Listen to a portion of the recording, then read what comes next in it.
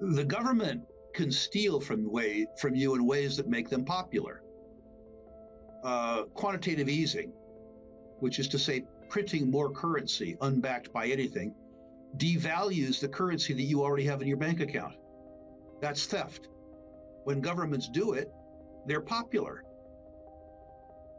When government increases taxes on some, that's often very popular with the people that they didn't increase taxes on. It's a form of theft that gets them elected.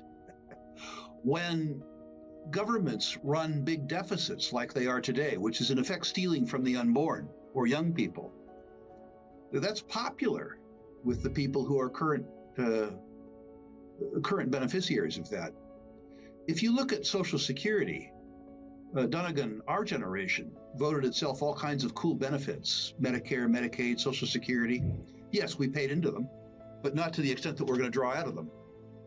So the $100 trillion in unfunded, net present value of unfunded liabilities, the benefits that we will generate being paid for by younger people, is theft. And 80% of the American population think that theft is more than justified. Given the fact that the government has all these ways to steal from us that are extremely popular, why would they engage in overt theft, which would be unpopular? Did you know that the US national debt has skyrocketed to over $30 trillion, putting immense pressure on our economy? Financial expert Rick Rule warns that while the likelihood of outright government confiscation of your assets is low, the reality is far more sinister. Through methods like quantitative easing and increased taxation, the government is effectively stealing your wealth right under your nose. By printing more money and running massive deficits, the value of your savings is eroded and future generations are burdened with debt.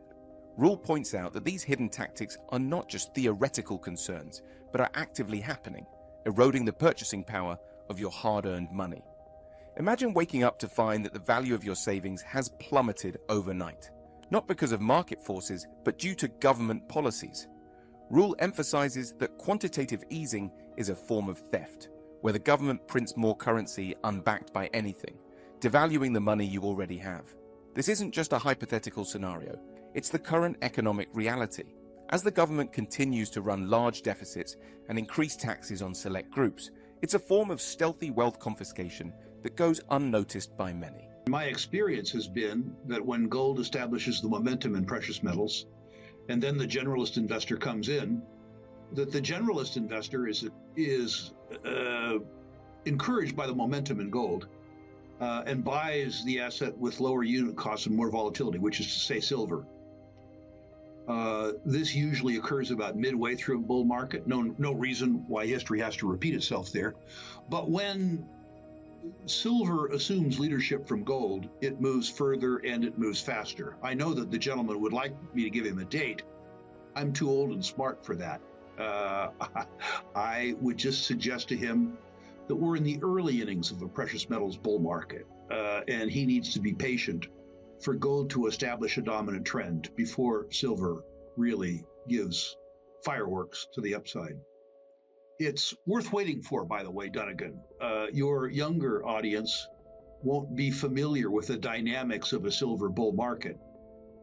The first one, of course, that I lived through was the 1970s, where silver went from about $1 to $50. That's not representative, I think. A better market to pay attention to was the early 2000s market, from about $5 to about $50, a tenfold move in silver. Too many silver bugs these days have low expectations. High expectations in terms of time, but low expectation in terms of dimension. I read all kinds of stuff on the internet about the fact that silver might go to $35. But I could care less about a $5 move in silver. I've experienced a couple tenfold moves and one 50-fold move. So a $5 move is of no particular interest to me. The nationalization is almost always a sign of a market top. I looked at, as an example, Zambia nationalizing the copper mine. The copper mines, boy, did they top tick the copper price. What happens with bull markets is when they begin to move, they move so fast that they outpace even the greed and incompetence of elected politicians and bureaucrats.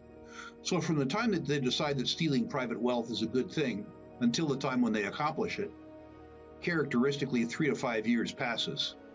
So while I understand that having a good asset stolen is a bad thing, having a good asset stolen at or near the top of the market is not as bad as it might sound. But in answer to the question, if the gold price, as an example, were to move from its current $2,300 to some number like $10,000, which I don't think is outlandish, the probability that the African National Congress in South Africa would steal the gold mines and then proceed to plunder them, like they did the coal mines or Eskom, I think the probability of that is 100%. Well, first of all, the probability of a gold-backed currency is nil. A gold-backed currency imposes discipline on politicians with regards to their fiscal measures, and politicians live for power, not constraints. So I think the probability that you see a gold-backed currency anywhere in the world, with the possible exception of Liechtenstein, is nil. If you look at the amount of gold in Fort Knox and you look at the amount of money in circulation in the United States, you would need a gold price that was almost unfathomable to current holders to back the currency. But as I say, this is a fantasy. People who subject themselves to the indignity of being politicians are people with an unquenchable thirst for power. And a gold-backed currency would impose a discipline on them, which is unthinkable to them. Silver is always a byproduct of copper production. And so the amount of revenue available from a silver stream relative to copper production means that it's not in the company's interest to do that. In fact, what tends to happen is sort of the other way around, albeit not involving governments. What often happens is a copper producer with byproduct silver pre-sells the silver production to a streamer in return for a disproportionate share of the capital cost of putting the mine in production. The governments are much more inclined to steal than to trade. So what I think you'll see in the case of the copper business is de facto nationalization. Rather than stealing the mine outright, you will see them increase the requirement for off-site capital contributions, like building schools, roads, and water systems, increasing taxation, increasing duties, and increasing royalties. Stealing the output very much like the U.S. government stole the oil and gas industry's output with excess profits taxes. The ratio, which is to say 16 to 1, matters because it doesn't take into account utility.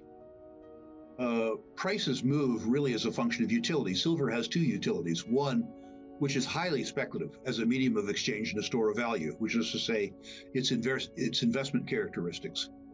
The other is its industrial utility, its use as a germicide, and its use as a reflectant in solar applications.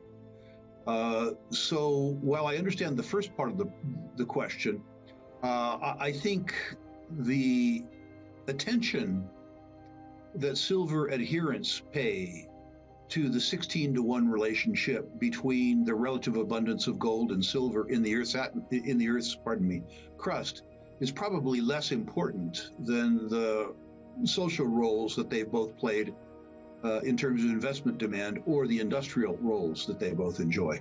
The discussion about reversion to mean referred to the fact that the market share of all precious metals related investments, including physical precious metals equities, and public precious metals debt, comprises less than 0.5% of the value of all savings and investment assets in the United States. That's important, first of all, because the number is so small, but secondly, too, because the 4-decade mean market share of precious metals and precious metals related assets was 2%. So if you had reversion to mean, which I believe you will, that means that the demand for this asset class grows fourfold in the largest savings and investment market in the world. I think that's a broad enough asset class and a broad enough competitive universe that reversion to mean is an important statistical tool. To the extent that you want to use reversion to mean in something more volatile or more constrained, seems to me problematic. I think, I wouldn't put any dastardly deed past the U.S. government, but I think the probability of it is low. People have asked me my whole life about the possibility of government confiscations of IRAs, too. The government can steal from you in ways that make them popular. Quantitative easing, which is to say printing more currency unbacked by anything, devalues the currency that you already have in your bank account. That's theft. When governments do it, they're popular. When government increases taxes on some, that's often very popular with the people that they didn't increase taxes on. It's a form of theft that gets them elected. When governments run big deficits like they are today, which is in effect stealing from the unborn or young people, that's popular with the people who are current beneficiaries of that. If you look at Social Security, Dunnigan, our generation, voted itself all kinds of cool benefits, Medicare, Medicaid, Social Security.